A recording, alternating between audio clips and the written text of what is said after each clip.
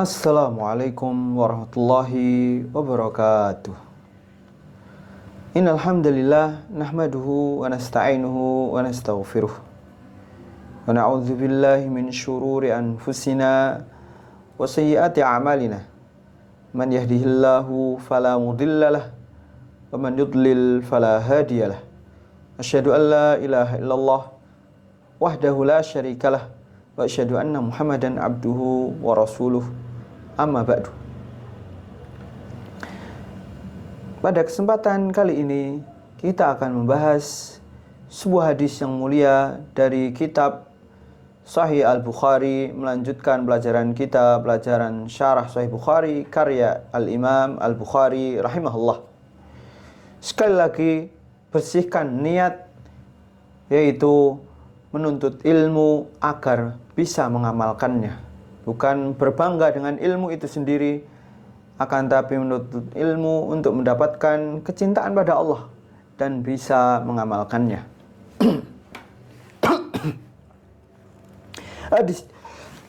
Hadis yang akan kita bahas adalah hadis yang ke-18 dari sahabat yang mulia Ubadah bin Samit radhiyallahu anhu. Ubadah bin Samit adalah sahabat yang sangat mulia, yang semoga Allah meridainya, pernah ikut perang Badar dan termasuk salah satu dari para utusan pada baiat Aqabah, sebuah pertemuan, sebuah baiat yang membuka pintu Islam, pintu dakwah menjadi besar, menjadi luas, sehingga Islam mampu untuk sampai pada kita. Dia sahabat yang mulia, bahkan yang paling mulia di antara para sahabat. Anna Rasulullah sallallahu alaihi wasallam, bahasanya Rasulullah sallallahu alaihi wasallam qala wa haulahu isabatun min ashabi. Beliau mengatakan sesuatu, sekelilingnya ada kelompok atau sekelompok dari sahabatnya. Bay'uni ala alla tusyriku billahi syai'a. Berbaiatlah kepadaku. Berbaiatlah, berjanjilah kepadaku. Akuilah sesuatu. Karena baiat adalah pengakuan. Pengakuan bahasanya Rasulullah atau Muhammad Rasulullah. Pengakuan bahasanya Allah lah yang mengutusnya. Pengakuan beliaulah Rasul hak yang diutus pada manusia seluruhnya. Sedangkan baiat juga bermakna janji. Janji untuk mentaati beliau. Dan baiat juga adalah iltizam, yaitu pengharusan atau sebuah keharusan yang kita buat kepada Rasulullah sallallahu alaihi wasallam bagi orang-orang yang mengaku beriman pada Allah. Maka secara tidak langsung dia berbaiat pada Allah.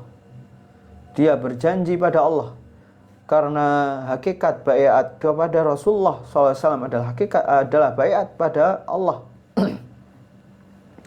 Sebelum terjadi janji pada Rasulullah SAW, terjadi janji hal tersebut kepada Allah, Rabb semesta alam, yang kita mengaku tidak ada sembahan, yaitu kita hanya menyembah kepada Allah Subhanahu wa ta'ala.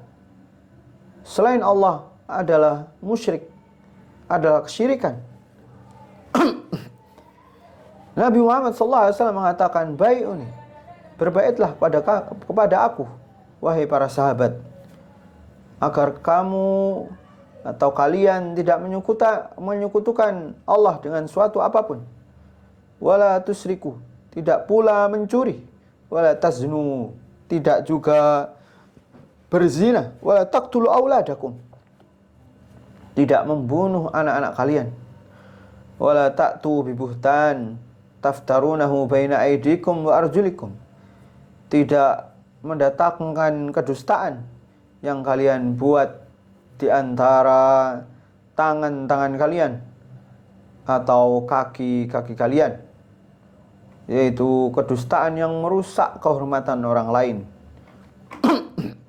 Wala ta'su fi ma'ruf, dan jangan membangkang mendurhakai perintahku yang ma'ruf. Faman wafa minkum, siapapun yang memenuhi baiat ini di antara kalian, fa ajruhu 'ala Allah, maka pahalanya akan ada di sisi Allah, akan dibalas oleh Allah. Faman asaba min dzalika syai'a, barang siapa yang terjatuh pada salah satu dari hal tersebut, fa'uqiba fid dunya, kemudian dia disiksa di dunia, maka itu sebagai kafarah, sebagai penggugur dosa untuknya. Man asaba min dzalika syai'a, siapapun yang melakukan pantangan-pantangan baiat tersebut, summa satarullah, kemudian Allah menutupnya, fahuwa ilallah, maka urusannya dikembalikan pada Allah. Insya'a afa anhu, kalau Allah mau, Allah akan mengampuni dia. Apabila Allah mau, Allah juga akan menyiksa dia. Wa insya'a aqabahu. Fabaya'nahu ala dzalik, kemudian kita membaiat Nabi sallallahu alaihi wasallam dengan konsekuensi-konsekuensi itu. Hadis ini membantah golongan yang mengatakan iman hanya keyakinan.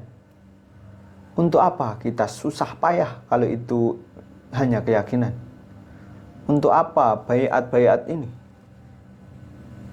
Kalau tidak menambah keimanan pada kita, tidak memberikan kemuliaan pada kita, tidak memberikan suatu pada kita, tidak mengurangi apapun apabila ditinggalkan, kenapa kita harus capek untuk hal tersebut? Inilah bantahan mutlak kepada golongan Murji'ah. Sedangkan orang Khawarij, mereka yang mengkafirkan pelaku dosa-dosa besar, bantahannya ada di akhir hadis, yaitu siapapun yang melakukan dosa-dosa yang disebutkan, maka itu urusan Allah. Selama itu bukan syirik, karena Allah menetapkan pada ayat yang lain, innallaha la yaghfiru ayyushraka bih wa yaghfiru ma duna dzalika liman yasha. Allah tidak akan mengampuni dosa syirik dan mengampuni dosa selain syirik bagi orang yang dikehendakinya, atau dosa di bawah syirik bagi orang yang Allah kehendaki. Nah, di sini umum dikhususkan oleh ayat tersebut. Selama itu bukan syirik, maka dikembalikan pada Allah, yaitu orang tersebut tidak kafir, dan nasibnya Allah yang menentukan. Kalau Allah ingin menyiksanya, maka dia akan menuju neraka dahulu sebelum akhirnya nanti masuk surga. Atau Allah ingin mengampuninya, maka itu terserah Allah. Di antara faedah yang bisa kita ambil dari hadis ini adalah at-tauhid aslu jami'i al-wajibat. Tauhid adalah asal dari semua kewajiban-kewajiban. Kemudian iman bukan sekedar syariat. Bukan kita terlihat sholat, terlihat puasa, akan tetapi iman itu menjaga hak Allah, menjaga hak manusia. Itulah keimanan. Bukan kita hanya yang penting sholat, yang penting zakat, yang penting puasa Ramadan, kemudian kita menzalimi orang lain, menyusahkan mereka, maka itu bukan keimanan yang benar. Kemudian faedah yang berikutnya, yaitu hakikat dari baiat adalah janji kepada Allah sebelum janji kepada Rasulullah sallallahu alaihi wasallam. Mungkin ini yang bisa kita pelajari pada kesempatan yang indah ini. Pada asalnya sangat banyak faedah-faedah yang akan bisa diambil dari hadis ini, tapi semoga yang sedikit ini bermanfaat bagi kita dan memberikan manfaat yang nyata pada kehidupan sehari-hari kita. Jazakumullahu khairan, barakallahu fikum. Subhanakallahumma bihamdika asyhadu an la ilaha illa anta astaghfiruka wa atubu ilaik.